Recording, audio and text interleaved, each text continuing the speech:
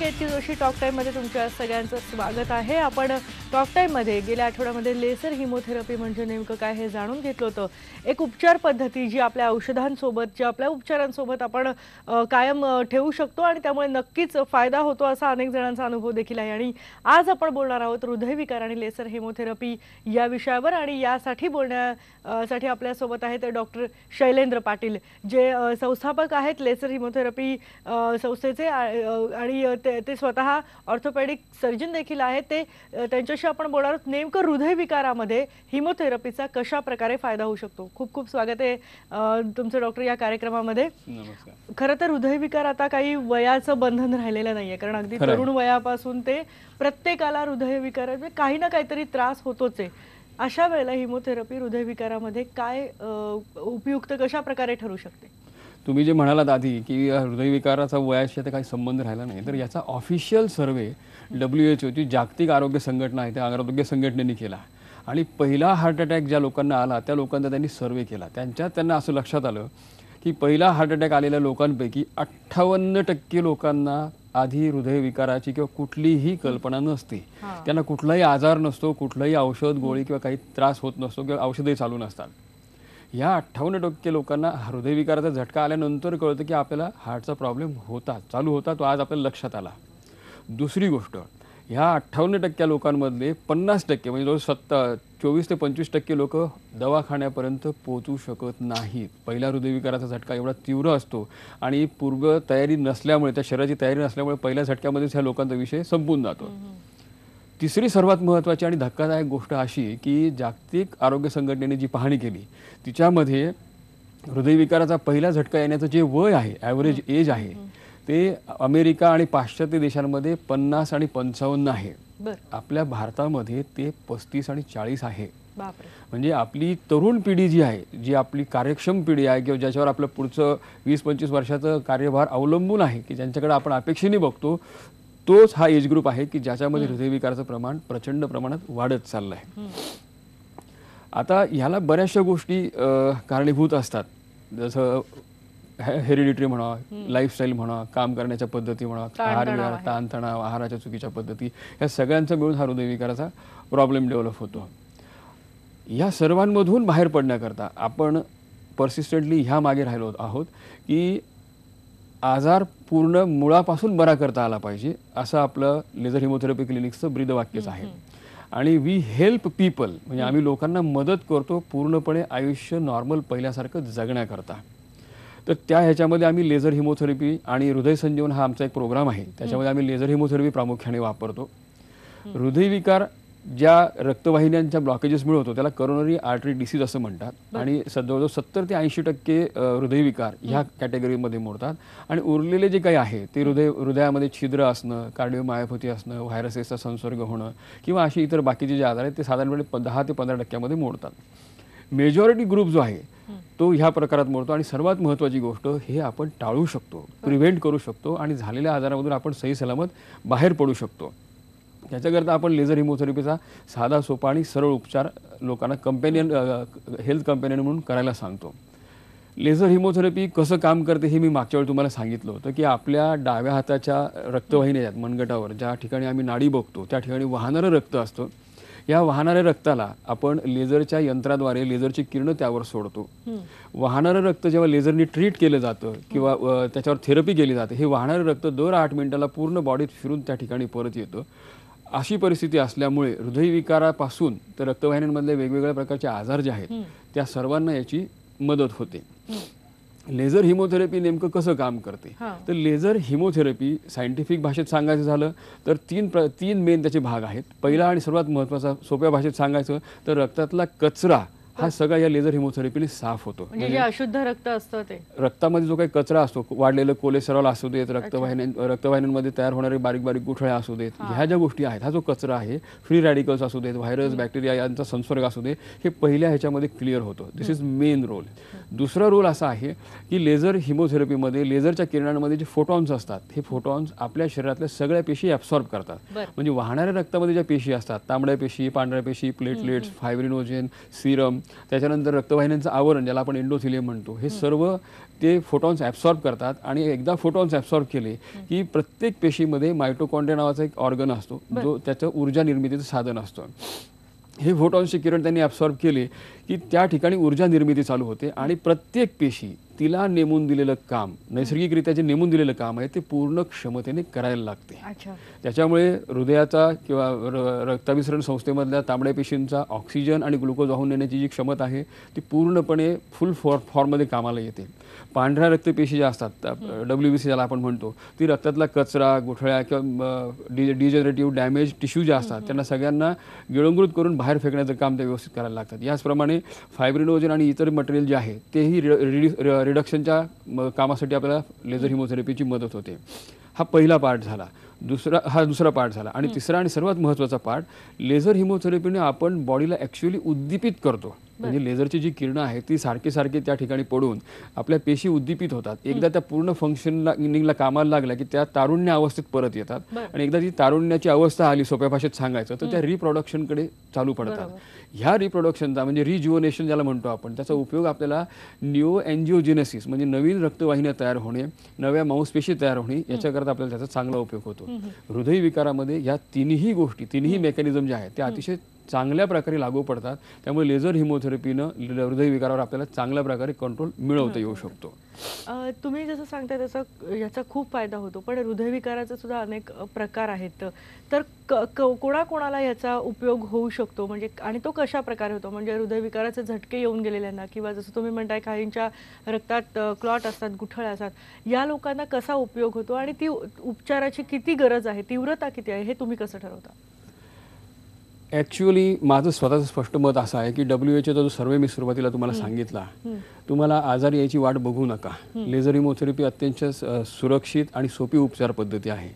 हृदयविकाराचा झटका येईपर्यंत तुम्ही वाट बघून वेळ घालवण्यात अर्थ नाही. तुमच्या घरामध्ये फॅमिली हिस्ट्री असेल, हृदयविकार, डायबेटीस, पॅरालिसिस, आईवडिलांना किंवा फॅमिलीमध्ये कोणाला झालेलं असेल, तशी तुमच्या फॅमिलीमध्ये जेनेटिक टेंडन्सी असेल तर तुम्ही हे लेझर हिमोथेरपीचे उपचार कुठलाही त्रास नसतानाही घेऊ शकता. म्हणजे होण्यापूर्वीच घेऊ शकतात. ॲक्च्युली ती सर्वात महत्त्वाची गरज आहे, सर्वात महत्त्वाची गरज आहे. कारण एकदा बघा, निसर्ग नियमानुसार हृदय जे आहे त्या हृदयाला देवाने अशी कॅपॅसिटी दिली आहे की 5 पट त्याच्या कार्यक्षमतेच्या 5 पट त्याला संरक्षण दिलेलं आहे. हृदयाचा रक्तपुरवठा जो आहे तो 80% पर्यंत बंद झाला की त्यानंतर आपल्याला त्रास चालू होतो. म्हणजे बरेचसे पेशंट तर असे आपण पाहिले आहेत की बाबा त्यांना त्रास काहीच नसतो, फक्त मध्ये मध्ये छातीत दुखतं म्हणून आम्ही अँजिओग्राफी केली आणि आम्हाला 90%, 80% असे ब्लॉकेजेस आढळलेत. याचा सोप्या भाषेत अर्थ असा की हृदयाचा रक्तपुरवठा जो आहे तो 70 ते 80% बंद होईपर्यंत कदाचित तुम्हाला काहीच त्रास जाणवणार नाही, बरोबर. पण त्यानंतर एकदा भांडं शिगोशिग भरलं की त्यानंतर 2 थेंब सुद्धा त्याला पाणी बाहेर सांडायला उपयोगी होतं, सफिशियंट ठरतात. तसंच त्या गोष्टी होतात. म्हणजे त्याच्या पुढे स्ट्रेस आणि स्ट्रेन ॲक्टिव्हिटी आल्या की मग हृदयविकाराचा झटका येणं आणि ह्या गोष्टी चालू होतात. एक फोन आलाय सर आपल्याला, त्यांना प्रश्न विचारायचा आहे, काय त्यांचं म्हणणं आहे ते ऐकूयात आणि मग परत नेमका कशा प्रकारे फायदा होतो त्याकडे वळूयात. नाशिकहून आहेत अरुण तिळे. अरुण, प्रश्न विचारा. हा सर, नमस्कार. नमस्कार. तर मला 4 महिन्यापूर्वी वॉल रिप्लेसमेंट झालंय. तर ते पहिला जो प्रकार आहे ना, धडधड आणि दम लागायचा, तोच आता होतोय परत. 4 महिन्यापूर्वी ऑपरेशन झालेले, आता परत तसाच होतोय.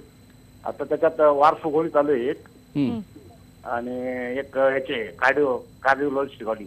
म्हणजे थोडक्यात हा प्रश्न की ऑपरेशन झाल्यानंतर सुद्धा जर पुन्हा त्रास सुरू झाला तर आपण हिमोथेरपीचा त्यावेळेला उपयोग होऊ शकतो का, आणि तो कशा प्रकारे होऊ शकतो? अगदी 100%.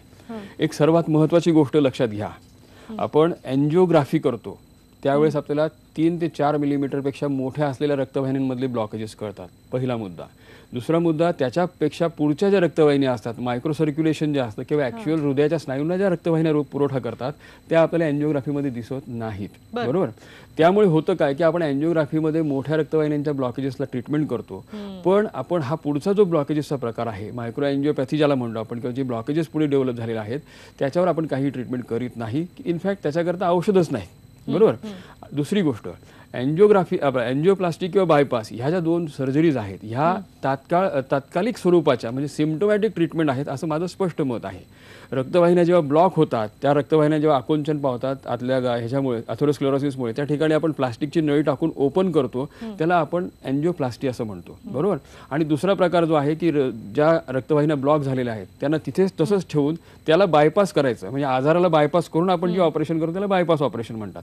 म्हणजे आजार जो आहे त्या ठिकाणी की रक्तवाहिन्या ब्लॉक होण्याची जी प्रोसेस आहे किंवा जे ब्लॉक झालेलं आहे त्याला आपण कुठल्याही प्रकारे हात लावत नाहीत कुठल्याही प्रकारे ट्रीटमेंट करत नाही. म्हणून आपण हे जे ब्लॉकेजेस आहेत हे हळूहळू परत डेव्हलप होतात आणि त्यामुळे आपण सर्वांनी ऐकलं असेल की त्यांना पहिला हृदयविकाराचा झटका आला मग अँजिओग्राफी केली दुसरा हृदयविकाराचा झटका आला आणि अँजिओप्लास्टी केली तिसरा झटका आला आणि बायपास करायला सांगितली. ह्याच पद्धतीने टप्प्याटप्प्याने ते अटॅक येत चालतात. हे का होतं तर आपण जी ट्रीटमेंट आता सांगितली किंवा केली किंवा जे सध्या प्रचलित आहे तर तिच्यामध्ये आपण फक्त सिम्प्टोमॅटिकली तेवढ्या रक्तवाहिनीला ओपन करून रक्तपुरवठा पुढे चालू करतो म्हणजे मुळापर्यंत जात नाही मुळापर्यंत जात नाही. नेमकं त्याच ठिकाणी आपल्या लेझर हिमोथेरपीचा उपयोग होतो. नेमकं हृदयविकारावर काय फायदा होतो लेझर हिमोथेरपीचा कशा प्रकारे ती उपयुक्त ठरू शकते? आता मगाशी ज्या पेशंटचा फोन आला होता की त्यांना अँजिओप्लास्टी केल्यानंतर 4 महिन्यापासून दम लागतोय औषधं चालू आहेत. तर आपण ज्या ठिकाणी थांबलो होतो की हृदयाच्या ज्या मोठ्या रक्तवाहिन्या आहेत त्याच्या पुढच्या ज्या रक्तवाहिन्या असतात त्याला मायक्रो सर्क्युलेशन जे म्हणतो आपण ते नेमकं ब्लॉक झालेलं असतं त्याला आपण काही ट्रीटमेंट करीत नाही. त्यामुळे ह्या पेशंटला दम लागणं चालूच असतं गोळ्या वाढत जातात दिवस वाढत जातात दुसरा अटॅक येतो तोपर्यंत हा कार्यक्रम असाच चालू असतो. आपण लेझर हिमोथेरपीमध्ये अर्धा तास दिवसातून 2 वेळा ट्रीटमेंट देतो. याच्याने सुरुवातीला पहिले 3 महिने सॉफ्ट एम्बोलाय थ्रोम्बाय मिनी थ्रोम्बाय याला म्हणतो आपण म्हणजे सोप्या भाषेत सांगायचं म्हणजे मऊ असलेल्या गुठळ्या ब्लड सर्क्युलेशनमध्ये ज्या असतात त्या पहिल्या 3 महिन्यात डिझॉल्व्ह होतात. त्यामुळे या लोकांचं दम लागणं बंद होतं त्यांना चालण्या फिरण्याचा सहजपणा यायला लागतो जिने चढउतर करणं जमायला लागतं छातीत दुखणं बऱ्यापैकी कम होतं. पहिल्या 3 महिन्यामध्ये छातीवर येणारं दडपण किंवा छातीत सतत दुखणं ह्या गोष्टी बऱ्यापैकी कमी येतात.